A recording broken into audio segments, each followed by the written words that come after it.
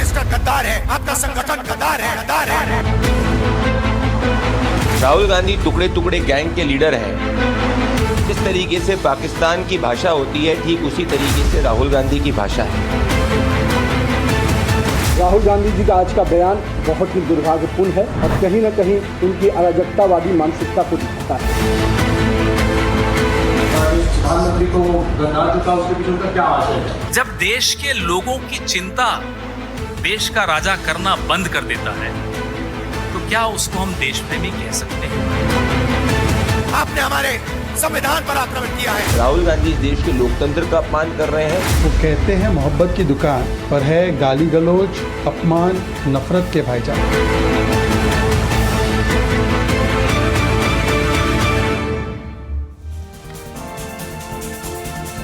नमस्कार, आप देख रहे हैं 3 का तर्कश। आपके साथ मैं हूं मीनाक्षी खंडवाल।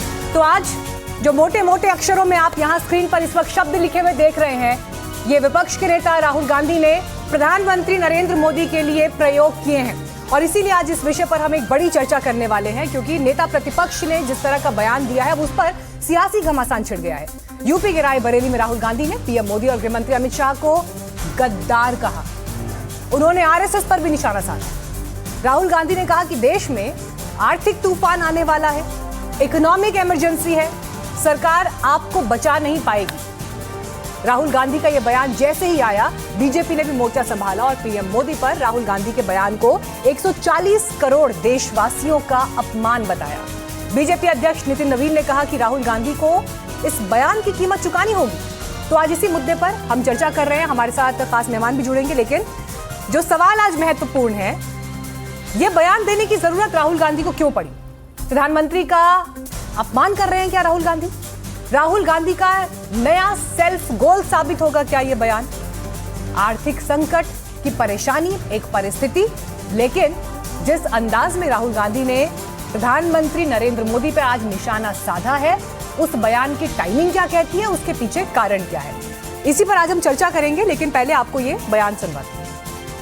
जब ये आरएसएस से कार्यकर्ता आपके सामने आएंगे, नरेंद्र मोदी की बात करेंगे, अमित शाह की बात करेंगे, उनसे आप सामने उनको कहो कि आपका प्रधानमंत्री गद्दार है, आपका होम मिनिस्टर गद्दार है, आपका संगठन गद्दार है, आपने हिंदुस्तान को बेचने का काम किया है, आपने हमारे संगठन, आपने हमारे संविधान पर आक्रमण किया है, आपने अंबेडकर जी पर आक्रमण किया है, आपने वीरापासी जी पर आक्रमण किया है, आपने गांधी जी पर आक्रमण किया है। खुल के उनसे कहिए। और इस पर बात करने के लिए आज स्टूडियो में मेरे साथ खास मेहमान हैं। बीजेपी से हमारे साथ ऋषभ तिवारी हैं और कांग्रेस पार्टी से ईशान त्यागी, आज दोनों ही स्टूडियो में मौजूद हैं। सीनियर जर्नलिस्ट अनंत विजय भी हमारे साथ जुड़ गए हैं और समाजवादी पार्टी से अनुराग भदौरिया हमारे साथ जुड़ रहे हैं। सबसे पहले शुरुआत यहाँ पर ईशान त्यागी में आपके साथ करना चाहूंगी।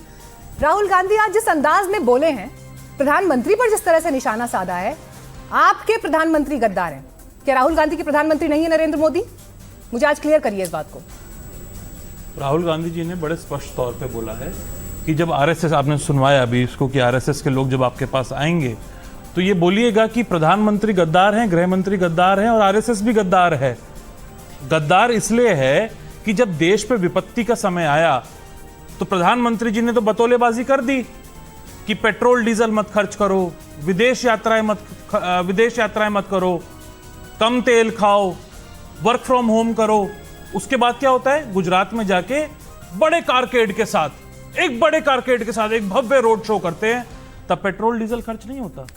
जब 2 महीने तक चुनाव लड़ रहे थे बंगाल में, असम में, तमिलनाडु में, केरल में, विशाल रैलियां कर रहे थे, तब भारतीय जनता पार्टी के मंत्री और प्रधानमंत्री और गृह मंत्री तीनों ही ये बात बोल रहे थे कि तेल की पर्याप्त मात्रा है हमारे पास, गैस सिलेंडर की पर्याप्त मात्रा है हमारे पास। और आप सब ने भी, मीडिया के साथियों ने एक ये बात चलाई कि हॉर्मूज से हमारा तेल जो है, हमारे गैस सिलेंडर जो हैं, वो बिना किसी रोक रोकाव के आ रहे हैं देश में। अब क्या हो गया? 3000 से ऊपर कमर्शियल गैस का सिलेंडर मिल रहा है मीनाक्षी जी। पेट्रोल डीजल पे एक बार तो 3 रुपए बढ़ा ही चुके हैं, दोबारा 90 पैसे और 87 पैसे बढ़ा चुके हैं दोबारा से, लगभग 1 रुपया और बढ़ा दिया पेट्रोल डीजल पे। कह रहे हैं फर्टिलाइजर मत यूज करो, फर्टिलाइजर का इस्तेमाल 50% कर दो, किसानों को कह रहे हैं। किसान जिसका उत्पादन ऑलरेडी कम है, आप देख रही हैं बाहर कितनी गर्मी है, आप देखिए किस तरीके से देश में पहली बार हो रहा है क्या? ये सब क्या देश में पहली बार हो रहा है? Extraordinary एक ग्लोबल संकट है। मुझे बताइए एक मिनट, किस extraordinary किस circumstances। देश में ईंधन के दाम नहीं बढ़े हैं दुनिया के? मुझे पहले तो ये बताइए, सवाल नंबर 1।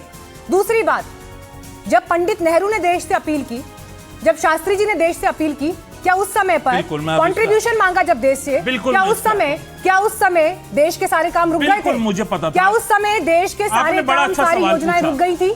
ईशान त्यागी, आपने बड़ा अच्छा सवाल पूछा, मुझे पता था आप ये सवाल जरूर पूछेंगे। जब पंडित नेहरू ने 1962 में हमने चीन से युद्ध लड़ा हमारे देश ने, तब एक अपील करी देश से कि आप अपने गहने जो हैं वो आप हमें समर्पित करिए, क्योंकि हमें अपनी जो आर्मी है उसको सपोर्ट करना है, उसके लिए बंदूकें खरीदनी है, उसके लिए जो जूते हैं वो खरीदने हैं। उससे पहले उन्होंने क्या किया? सबसे पहले उन्होंने अपने परिवार से शुरुआत करी। इंदिरा गांधी जी ने अपने जितने सोने के आभूषण थे उनको समर्पित करने का काम किया, उसके बाद देश से अपील करी। इसी तरह शास्त्री जी ने जब देश से अपील करी, उससे पहले अपने परिवार से यह बोला कि आप सबसे पहले एक दिन का आप फास्ट रखिए, उसके बाद देश से जाके अपील करने का काम किया। यहां प्रधानमंत्री जी क्या कर रहे हैं? आज जाके देखिए हंसी ठिठोली कर रहे हैं मेलोनी के साथ, जो कि इटली के प्रधानमंत्री हैं, और उनको मेलोडी चॉकलेट टॉफी गिफ्ट कर रहे हैं। चलिए, मेलोडी चॉकलेट जो है ऋषभ तिवारी, किस तरह की डिप्लोमेसी है? कांग्रेस पार्टी को रास नहीं आ रही है चॉकलेट, कांग्रेस पार्टी को रास नहीं आ रही है, और फॉरेन में जो कुछ हो रहा है वो देश का अपमान है, गद्दार शब्द। बस आखिरी 5 सेकंड, मैं आऊंगी आपके पास। अभी आपको समय मिलेगा, शांति आगे समय मिलेगा। के विमान में चल के जाते हैं तो चले जाते ना, कैसे जाएंगे विदेश? तो विदेश कैसे जाएंगे? नहीं, कैसे जाएंगे विदेश? सिविल एयरलाइन से चले जाते हैं। अच्छा, तो देश के प्रधानमंत्री का नहीं, एक सेकंड नहीं, यहाँ पे फैक्ट्स पे बात करेंगे। मुझे बताइए, आप कह रहे हैं, नहीं, एक सेकंड, ये बात नहीं होगी। आप कह रहे हैं कि देश के प्रधानमंत्री, एक सेकंड, ऐसे बात नहीं होगी, ईशान त्यागी, ऐसे बात नहीं होगी। आप ये कह रहे हैं कि देश के प्रधानमंत्री सुरक्षा प्रोटोकॉल छोड़कर विदेश के दौरे पर पैदल चले जाएं। आप ये कह रहे हैं कि पैदल चले जाएं? नहीं, आप ये कह रहे हैं कि देश के प्रधानमंत्री पैदल चले जाएं, यूरोप पैदल चले जाएं। ऋषभ तिवारी, आपके बीच में नहीं बोला, मुझे उम्मीद है कि आप बोलेंगे नहीं बीच में। पहली बात तो ये, सालों से जो कांटों की खेती की है वो हमसे पूछ रहे हैं कि आपके बगान में कितने गुलाब हैं। आपने अभी अपने प्रोमो में एक स्टेटमेंट चलाया, जब भारतीय जनता पार्टी का कोई कार्यकर्ता है, प्रधानमंत्री आए, गृह मंत्री आए, संघ का कोई आए, तो उनसे पूछना आप गद्दार हो। तो मैं पूछना चाहता हूं, अपने देश की जनता से यह भी कहना चाहता हूं कि जब कांग्रेस का कोई भी नेता, राहुल गांधी या कोई भी नेता दिख जाए तो सीधे बोलना आप हत्यारे हो, देश के विकास के हत्यारे, देश के लोकतंत्र के हत्यारे, देश की महिलाओं की सुरक्षा के हत्यारे, देश के आर्थिक स्थिति के हत्यारे। और ये मैं इसलिए नहीं कह रहा हूं, आपातकाल लगाया आपने, 18,000 गांव में बिजली अभी तक नहीं दी आपने, महिलाएं शौचालय लेके जाती थी, तो लोटा लेके, उसकी चिंता नहीं हुई। आज आप देश की बात कर रहे हैं, पॉइंट 1। दूसरी बात, इनको बड़ी चिंता है मीनाक्षी जी, क्यों चले गए विदेश प्लेन से, क्यों चॉकलेट लेके चले गए? एक छोटा सा कॉमन मैन, आम आदमी का सवाल पूछता हूं ईशान भाई से, आपके घर में कब कोई मेहमान आता है या आप कहीं जाते हैं, आपके घर की परिस्थिति स्थिति कितनी भी विपरीत हो, आप मिठाई लाते हैं, बाजार से समोसे लाते हैं, जलेबियां लाते हैं, घर के गद्दे को, बिस्तर को सही करते हैं कि यार वहां पे अपने फटेयाल स्थिति रोना रो देते हैं। कहना क्या चाहते हो? जो देश की स्थिति परिस्थिति को इतने सालों तक आप लोगों ने खराब करके रखा, मोदी जी बाहर में जाके देश के मुखिया की भूमिका निभा रहे हैं। प्लीज कंक्लूड करने दीजिए। जो घर का मुखिया होता है मीनाक्षी जी, अगर उसके घर में खराब परिस्थिति भी रहे तो बाहर वो बोल्ड तरीके से हंसता है ताकि घर के बच्चे निश्चिंत रहे। मोदी जी काम करने गए हैं, मैं विदेश दौरे पर बाद में आऊंगी, जो रातों रात मस्कट निकल जाता हो, जो रातों रात वो हमें ज्ञान। ओके, नहीं, एक सेकंड, सबका ऑडियो डाउन करिए। नहीं, ऐसे बात नहीं होगी, ऑडियो डाउन करिए। ईशान, आपकी आवाज ऑन एयर नहीं जाएगी। मैं जिस समय जिसको बोलने का अवसर दूंगी वो बोलेगा, इस तरह से जंप इन नहीं होगा डिबेट में, प्लीज फॉलो द रूल्स। अब यहां पर बात मेरी, अनुराग भदौरिया, सवाल आपसे है। कांग्रेस और बीजेपी के प्रवक्ताओं ने स्टूडियो पर बड़ी तीखी, बड़ी गर्मा गर्म बहस की, लेकिन सर मेरा सवाल आपसे यह है कि क्या आज इस देश में कड़वाहट का स्तर यह हो गया है कि आर्थिक संकट पर एक गंभीर चर्चा हो, उससे पहले गद्दार जैसे शब्दों का प्रयोग चुने हुए सरकार के लिए, देश के प्रधानमंत्री के लिए होगा? और इसमें एक सवाल और जोड़ रही हूं, जो डेफिनेशन राहुल गांधी दे रहे हैं, जो डेफिनेशन यहां बैठकर ईशान त्यागी दे रहे हैं, क्या आप विपक्ष के नेता होने के नाते इससे एग्री करते हैं? ये गद्दारी के दायरे में आता है क्या? मुझे बताइए। बिल्कुल, मैं आपकी बात का जवाब दूंगा, लेकिन जितनी चर्चा वहां पे हुई है तो कभी भी कुछ कहना चाहता है महंगाई पे, वो 2 लाइन सुन लीजिए, उसके बाद मैं आपको बता दूंगा। धीरे धीरे महंगाई को बढ़ाना है, हद से गुजर जाना है, ऐसी जिंदगी होगी ना हंसी खुशी होगी, इतना दर्द होगा जनता को यहाँ, तेल पानी कम होगा, चारों तरफ गम होगा, झूठ की बारिश होगी, होगी झोली खाली यहाँ, धीरे धीरे महंगाई को बढ़ाना है, हद से गुजर जाना है। इस गीत से साबित ये करना चाहते हैं, आप सुन लीजिए। अब आपको साबित तो आप खुद ही जानती हैं, महंगाई की बात है। अब भारतीय जनता पार्टी के साथ समस्या क्या होगी मैं बता रहा हूँ। देखिए, मैं पहले तो ये बता दूं कि राजनीतिक में भाषा शैली जो होती है उसका बड़ा महत्व होता है। भाषा की मर्यादा राजनीति में बनाए रखनी चाहिए, ये बिल्कुल सच है। और 2014 के पहले राजनीतिक भाषा की मर्यादा थी। मैं इस तरह की भाषा जो कांग्रेस ने इस्तेमाल की उसको भी इंडोर्स नहीं करता, और ना भारतीय जनता पार्टी जब भाषा रमेश बिदुड़ी जैसे लोग बोलते हैं उनको भी इंडोर्स नहीं करता। जब रामजादे बोला जाता उसके आगे और कुछ बोला जाता उसको भी इंडोर्स नहीं करता। गिरिराज सिंह ने क्या बोला था उसको भी नहीं इंडोर्स करता। अनुराग ठाकुर ने गोली मारो पता नहीं क्या बोला उसको भी इंडोर्स नहीं करता। उस तरह की भाषा जिस तरह के हमारे सैनिक के अधिकारी के लिए बोला गया था, आतंकवादी की बहन, उसको भी मैं इंडोर्स नहीं करता। जिस तरह से बोला गया था 26 बहनों का सिंदूर उजड़ा था, उनमें वीरांगना का भाव था, बीजेपी के सांसद ने कहा था, उसको भी इंडोर्स नहीं करता मैं। और जिस तरह से मां की गालियां दी गई है डिबेट पे, उसको भी नहीं इंडोर्स करता। सवाल ये है कि ये सब भाषा की मर्यादा गिर क्यों रही है दोनों तरफ से, चाहे कांग्रेस की तरफ से हो या भारतीय जनता पार्टी की तरफ से। लेकिन शुरुआत तो भारतीय जनता पार्टी की तरफ से हुई है 2014 के बाद से। नहीं होना चाहिए ना। हम तो ये भी कहेंगे देश के प्रधानमंत्री जी के बारे में भी गलत शब्दों का नहीं इस्तेमाल होना चाहिए, तो देश के विपक्ष के नेताओं के बारे में भी नहीं होना चाहिए। सभी लोग सम्मानित है यहाँ पे, भाषा की मर्यादा होनी चाहिए। लेकिन भारतीय जनता पार्टी के साथ समस्या ये सारी, सुनिए, भाषा की मर्यादा का ख्याल रखना चाहिए। और जिस तरह की महंगाई देश के अंदर बढ़ी है, जिम्मेदार तो भारतीय जनता पार्टी, इसमें कोई दो राय नहीं। जब पश्चिम बंगाल में चुनाव हो रहा था, संसद में चुनाव हो रहा तो हेलीकॉप्टर जहाज और रैलियों में गाड़ियां चल रही तो पानी से तो नहीं चल रही थी ना। उसमें तो आपको अंदेशा होना चाहिए ना कि यहाँ पे महंगाई बढ़ानी पड़ेगी, महंगाई है। तब क्या कहते थे आप मंच पे खड़े होके, कोई महंगाई नहीं बढ़ेगी, विपक्ष झूठ फैला रहा है। आप विपक्ष कह रहा है कि महंगाई बढ़ गई है, तो आप कह रहे हो नहीं। अनंत विजय जी, आर्थिक संकट ग्लोबल सिनेरियोज में किस देश के सामने इस वक्त नहीं है, सवाल ये है। और दूसरी बड़ी बात एक यहाँ पर यह भी है कि जब आप गद्दार जैसी शब्दावली का प्रयोग करते हैं, राहुल गांधी जो विपक्ष के नेता हैं, जब वो इस तरह का स्टेटमेंट देते हैं, कितने संजीदा हैं आप इस विषय पर भी बात करने के लिए, ये सवाल उठता है। और आज एक डिबेट में इसमें आज जिस अंदाज में बातचीत शुरू हुई, कौन है सीरियस, कौन है गंभीर आज इस विषय पर बात करने के लिए? मीनाक्षी जी, देखिए, मुझे तो लगता है कि श्रीमान राहुल गांधी परोक्ष रूप से भारतीय जनता पार्टी की मदद करते हैं। आपको याद होगा 2019 के चुनाव के पहले उन्होंने कहा था चौकीदार चोर है, उसकी अपार सफलता उन्होंने देखी। चौकीदार चोर है का क्या परिणाम हुआ। 2024 के पहले मोदी तेरी कब्र खुदेगी, उसकी भी सफलता कांग्रेस पार्टी को मिली। और आज जिस प्रकार से उन्होंने देश के गृह मंत्री, प्रधानमंत्री और राष्ट्रीय स्वयंसेवक संघ से जुड़े लोगों को गद्दार करने का आह्वान अपने मतदाताओं से या अपने प्रशंसकों से या अपने समर्थकों से या अपने कार्यकर्ताओं से किया है, उसका परिणाम भी उनको भुगतना पड़ेगा। दूसरी बात, मैं ये देख रहा हूँ कि महंगाई के बाद कुछ दिनों पहले मैं एनडीटीवी पे देख रहा था, जब आप लोग वो डाटा का एनालिसिस करते हैं, उसमें आप लोगों ने बहुत विस्तार से बताया था कि दुनिया के किस किस कंट्री में तेल की कीमत कितने प्रतिशत बढ़ी है। उस डाटा के आधार पर मैं कहता हूं कि भारत सबसे निचले पायदान पे था और सिर्फ 3% तेल का दाम बढ़ा था। उसके बाद 1-2 बार 80 पैसे और 82 पैसे बढ़े, कुल मिला के 4 रुपए के करीब पेट्रोल के दाम बढ़े। तो मुझे लगता है कि आज इन सब परविलस चीजों को छोड़कर विपक्ष के पास, लेकिन विपक्ष का एक बड़ा आरोप यहाँ पर यह है, आनंद जी, विपक्ष का एक बड़ा आरोप यहाँ पर यह है कि आपने महंगाई पर या ये संकट आने वाला है, इस पर प्रधानमंत्री ने खुलकर पहली बार तब बोला जब बंगाल में चुनाव के नतीजे आ गए, जब शपथ ग्रहण हो गया बाकी राज्यों में, उसके बाद जाकर इस विषय पर बात हुई। तो सरकार भी देर से टॉपिक पर आई बात करने के लिए। देखिए, सरकार देर से आई नहीं आई, इसका फैसला आने वाले कुछ दिनों में हो जाएगा, क्योंकि सरकार ने अभी तक भारत की जनता को ये आश्वस्त किया था मीनाक्षी जी कि हमारे पास एनर्जी सिक्योरिटी 90 to 93 डेज तक की है। उसके हिसाब से उस समय तेल के दाम बढ़ाना उचित था नहीं था, ये तो बाजार के हिसाब से तय हो रहा था।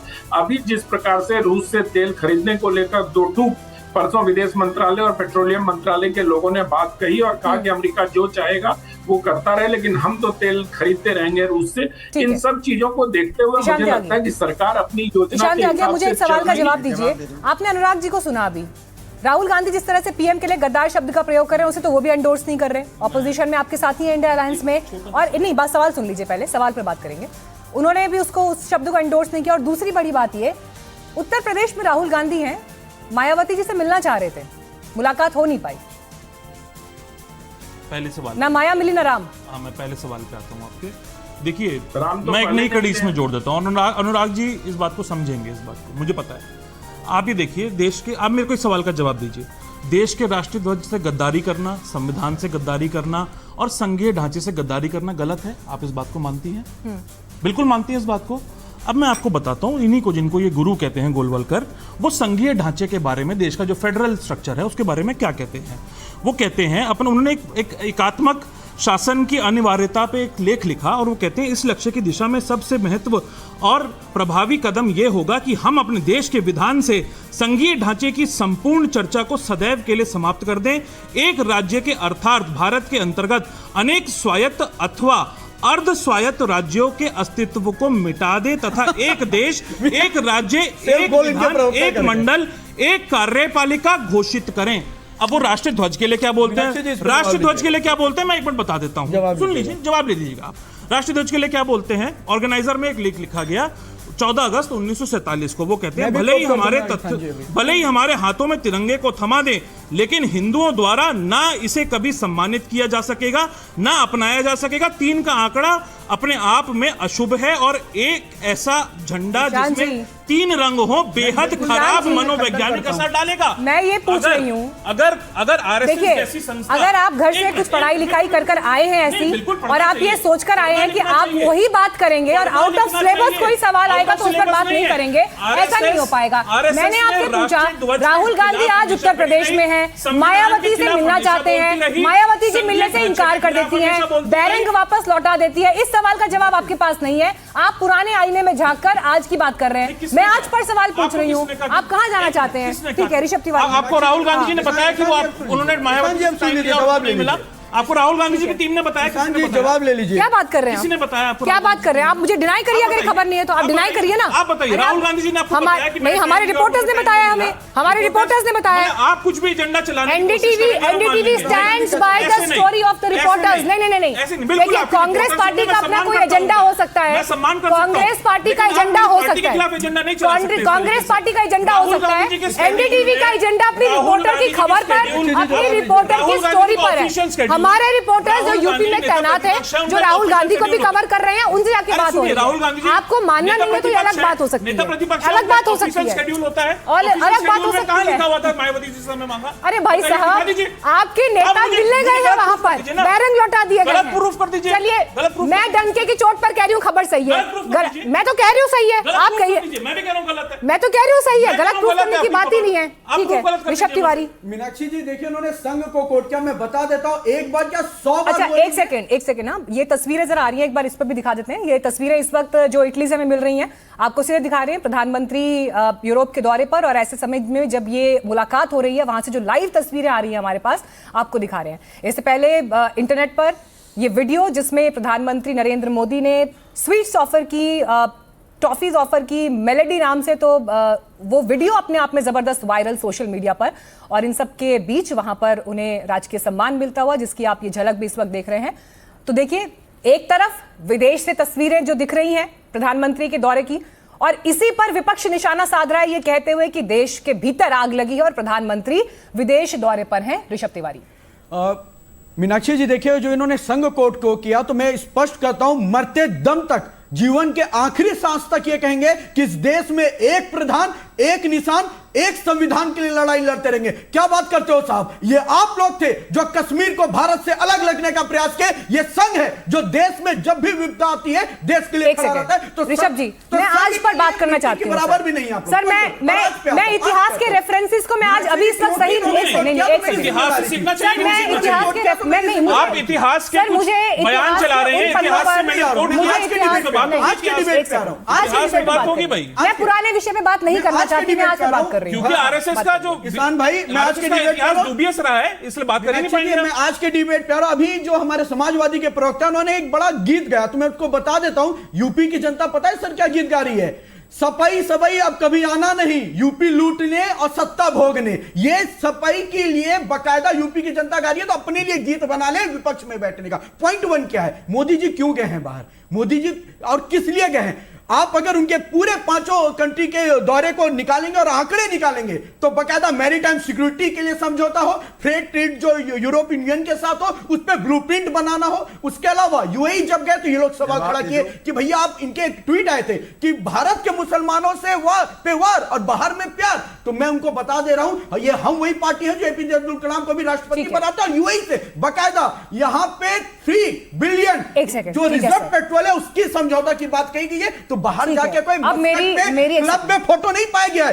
देश हित के लिए मरने खटने और लड़ने वाले लोग हैं, और सदैव लड़ेंगे। कितना रिजर्व, एक बार सबका ऑडियो डाउन करिए, सबका ऑडियो डाउन करिए, सबका ऑडियो डाउन करिए, सबका। एक सेकंड, आवाज नहीं जा रही है, आवाज किसी की नहीं जा रही है आगे। एक सेकंड, किसी की आवाज नहीं जा रही है प्लीज। मेरी सारे पैनलिस्ट से रिक्वेस्ट है, स्पेशली जो लोग स्टूडियो में है, यहाँ पर स्टूडियो में बात करने का तरीका होता है, मेरी रिक्वेस्ट है आप उस तरीके को फॉलो करें। जिस सवाल पर बात हो रही है उस सवाल का जवाब देंगे तो ज्यादा बेहतर होगा, जनता भी आराम से समझ पाएगी कि टॉपिक क्या है बातचीत का। मुझे अभी आज से 50 साल के रेफरेंस पर नहीं जाना है, क्योंकि मैं आज के विषय पर बात कर रही हूं। इतिहास पर बात करने से इनकार किसी को नहीं है, किसी को नहीं है। लेकिन मैं आपसे जिस बात पर आज सवाल पूछ रही हूं, अगर विषय पर रहेंगे तो जो जिस समय को हमने तय किया है डिबेट के लिए ज्यादा बेहतर होगा। सर, इतिहास का कोर्स करेक्शन करने के लिए मैं यहाँ नहीं बैठी हूँ इस टाइम पर, ठीक है?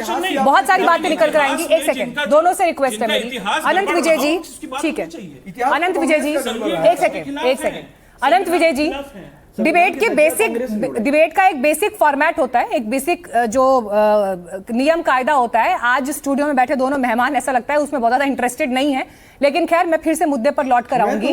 हम इस समय जो तस्वीर दिखा रहे हैं, प्रधानमंत्री नरेंद्र मोदी इटली में मौजूद हैं, वहां की स्टेट हेड के साथ उनका वीडियो वायरल होता है, उस पर भी विपक्ष को आपत्ति है। राहुल गांधी उस पर भी आज पोस्ट लिख रहे हैं। सर, मेरा ये सवाल है अनंत विजय जी आपसे, ग्लोबल संकट के दायरे में क्या विदेशी दौरे या जो तय कार्यक्रम है वो सब भी कैंसिल कर दिए जाएं क्योंकि विपक्ष को पसंद नहीं है? क्या विपक्ष ये देख पाने में नाकाम है कि डोनाल्ड ट्रंप, जिनका युद्ध चल रहा है ईरान के साथ में, अभी बीजिंग गए हुए थे, राष्ट्रपति पुतिन अभी बीजिंग पहुंचे हैं, क्या ये सब ग्लोबल सिनेरियोज विपक्ष को अपने संकीर्ण चश्मे से दिखाई नहीं दे रहे हैं? मीनाक्षी जी, देखिए, मुझे लगता है कि राजनय जो होता है, जो डिप्लोमेसी होती है, वो अपने जगह चलते रहती है। संकट के समय हाथ पांव बंद करके घर में बैठ जाना संकट का समाधान नहीं ढूंढ सकता है। अखिलेश यादव जी ने भी कल कहा कि प्रधानमंत्री के विदेश जाने पर उनको कोई आपत्ति नहीं है, वो खुद विदेश जाना चाहते हैं। तो मुझे लगता है कि जो भी संजीदा नेता होता है वो इस तरह की आलोचनाओं से बचता है। आपके पैनल पर अभी इस पूरे डिस्कशन को भटकाने का प्रयास हो रहा है, वो उचित नहीं है, क्योंकि डिस्कशन की अपनी एक मर्यादा होती है। आप बार बार प्रयास कर रही हैं। मायावती जी के सवाल पर कांग्रेस पार्टी के प्रवक्ता के पास उत्तर नहीं था, तो उन्होंने आपको प्रश्नांकित करने का प्रयास किया। उनको कहिए बस थोड़ा सा गूगल या चैट जीपीटी का सहारा ले लेंगे, उनको सारी हकीकत का पता चल जाएगा। और एनडीटीवी जिस प्रकार से अपने बयान पर आपने बताया कि आपके रिपोर्टर्स ने बताया, ये सही बात है, वो सारे जगह यही चर्चा चल रही है, पूरी दुनिया को पता है। मुझे आश्चर्य है कि कांग्रेस के प्रवक्ता को इस बात की जानकारी क्यों नहीं है। दरअसल उत्तर प्रदेश में जितने भी प्रकार की बयानबाजियां हो रही हैं मीनाक्षी जी, वो 2027 के चुनावों की आहट है।